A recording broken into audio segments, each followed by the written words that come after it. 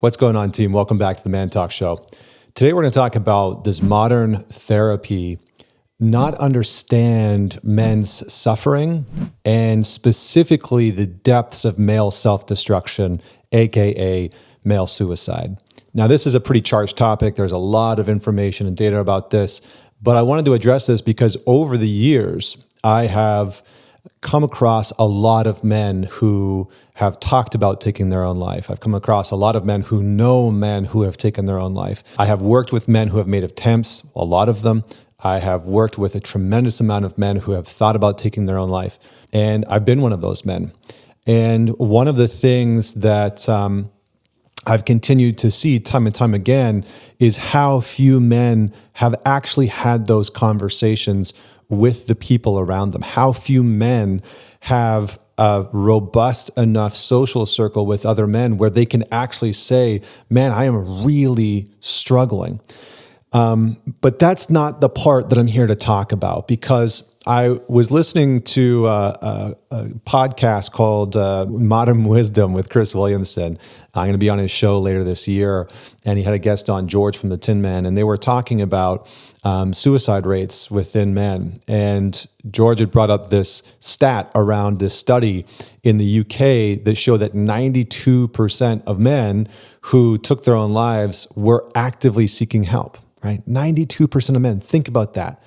So the vast majority of men who take their own lives have acknowledged that something's going on, have acknowledged that they're struggling, and enter into some therapeutic support. So this notion of like, well, less men would take their own lives if they just talked, right? If men just talked more, which is kind of ironic because my company's called ManTalks and this is called ManTalks, not the point. But the notion of if men just opened up and talked more, that would solve the problem. And while that does help, a lot of the times, the reality is that the modern therapeutic industry, the modern psychological industry is a very female-oriented and female-dominated space. And so, again, and there's a couple other stats that this study from the UK showed, right? Of those 92% of men that took their own lives and were seeking help and seeking therapy, 80% of those men were deemed to be low risk or no risk at all of taking their own life. So the big question comes out of this data. I think most people would probably look at this data and think like, well, how the hell does that happen?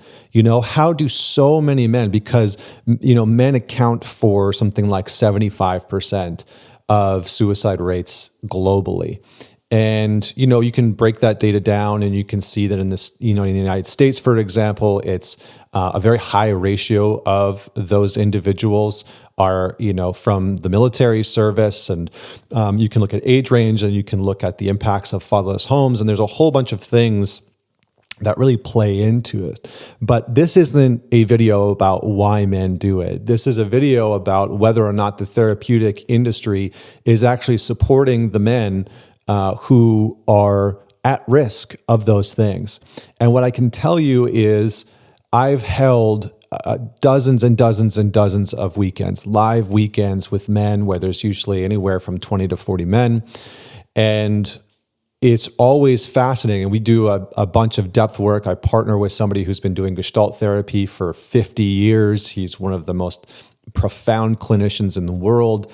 And what I found over the last decade of working and speaking with men in various degrees is how many men have thought about it, and how many men have made an attempt, and how many men have never talked about it, and how many men have gone to therapy and not really at all felt like the issues that were leading to these thoughts, that were leading to these contemplations were even addressed, right? And so this isn't to say the therapeutic industry is broken. This isn't to say that therapy and psychology can't be helpful. I think that narrative is garbage, right? There are people out there that are like, psychology is BS and therapy is garbage, and if you need it, there's something wrong with you.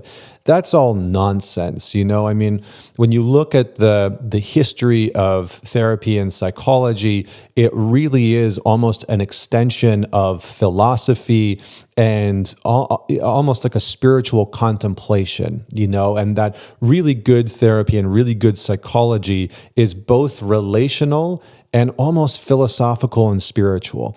It's meant to bring you within yourself. And so I think, generally speaking, a lot of men love that, right? There's some great work by, I believe, a gentleman named Dr. John Barry, again, out of the UK, who has shown that for men, one of the most inspiring and motivating factors and most rewarding and fulfilling factors in a man's life is to pursue some type of self-betterment. And I've seen that in my own life for sure. Like when I can improve on myself, when I have a kind of mission within myself where I'm going to better myself, whether it's physically, mentally, professionally, financially, within my health, within my relationship, within my sex life, all of those endeavors are incredibly rewarding, even if it's just learning a new task or skill. So, does the therapeutic and psychological industry really understand men's suffering? I think that's a big question, and I think it's very debatable, right? When you look at the therapeutic industry, 85% of clinical psychologists are women. That's a huge number. And we have to acknowledge that there is a difference between men and women. There is a fundamental difference between what it's like to be a man and what it's like to be a woman. Biologically, psychologically, emotionally, sexually, they are fundamentally different experiences. Now, that doesn't mean that a woman cannot be an exceptional therapist or psychologist for a man. That doesn't mean that at all. I've worked with some women before that can be incredible. That's not what I'm saying. What I'm saying is that the industry itself is clearly missing something. And my guess is this. My guess is that the majority of men go into therapy and psychology, and their problems and their issues, for the most part, are treated in a very female-oriented or feminine way. And so a lot of men will enter into therapy, and what they will receive is validations about their emotions, what they're experiencing. They'll talk about their family system, and those things can be very helpful. But when a man is going through a divorce and he's just lost 50% of his assets, and he doesn't have access to his kids outside of once or twice a month, there's not much that this sort of emotional validation is going to do. There's not much that things like cognitive behavioral therapy are going to do when a man is faced with the real experience of having half of his life savings taken from him, of not being able to see his children, right? We sort of have this notion that men don't really care about being fathers within our culture outside of like a selective few, but those aren't the guys that get divorced, right?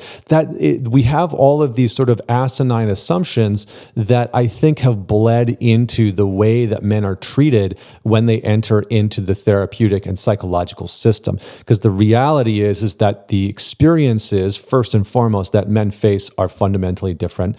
And two, the problems that men face are fundamentally different. The reality is that there's a few key things that I think the therapeutic industry often misses when it comes to working with men. First is being able to radically repair the relationships that men have with other men, being able to create really deep, depth-oriented, meaningful relationships with other men is challenging. It's hard for most men. It's hard for us to trust. It's hard for a lot of men to really open up and be real with other men and sort of risk judgment or any of those things. It's hard for men to find really meaningful, healthy community, and it can be challenging to build. So that's one thing that I think is often underestimated. Secondly, are the stigmas around men opening up and being real and being very transparent. And third is the focus in on simply emotional validation and emotional caretaking. It often misses out on men wanting to develop themselves towards some type of mastery, capacity, capability, and competency. And this is something that I haven't seen in most therapists or psychologists' language when they're talking about men. They miss almost entirely out on the reality that we as men love to feel competent and capable. And that's not because we want to be these egotistical, individuals that are like crushing it and all those types of things. It's that there's something within our spirit and our soul and our masculine core, whatever words you want to put on it, that really values the type of mastery, that really values being able to protect and provide for the people that we love.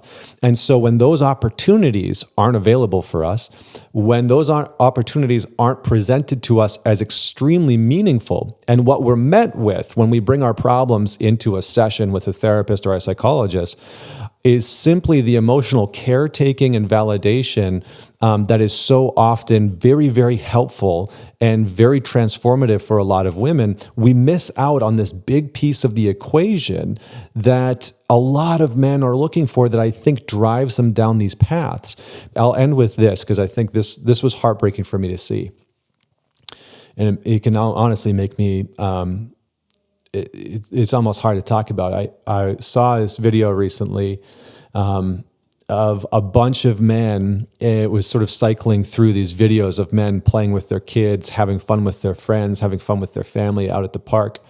And what the videos were the last videos of these men before they had taken their lives. And on the surface, they looked great. On the surface, they looked real good. And I've known a number of men like that. I've known a number of men like that, where on the surface they looked real great, but deep within themselves, they felt completely alone and completely isolated. And there were certain issues and problems and experiences that they had gone through in their lives, abuse that they had experienced, sexual abuse, some type of trauma that they had literally never told a soul.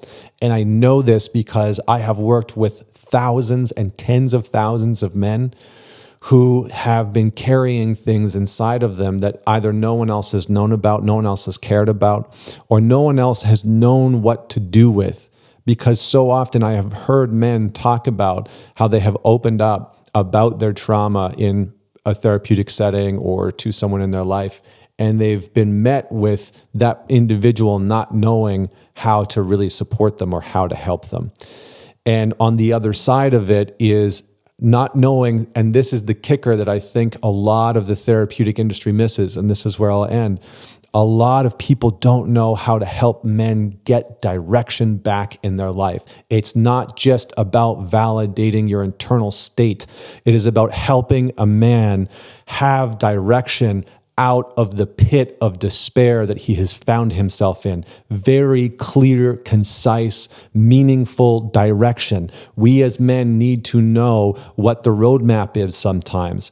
And for a lot of men who have bottomed out, or a lot of men who feel like they are bottomed out or about to bottom out, they are looking for direction and a map. And the problem that I see most common within the therapeutic and psychological space is that there isn't a lot of direction. There's a lot of validating what's happening within, and there isn't a lot of, have you thought about moving in this direction? And I think maybe this is why people like Jordan Peterson have become so popular over the years. Love him or hate him, right? I know speaking his name is like saying Voldemort from Harry Potter, but he has given men very clear direction. Go clean your room, stand up straight, dress properly, right? These very sort of basic things that for a man who is struggling, who has literally never gotten any masculine direction in his life, that nutrition, that is so substantial to that man. And it's mocked by public society. It's mocked by the average person in the mainstream media. It's mocked by people because they don't know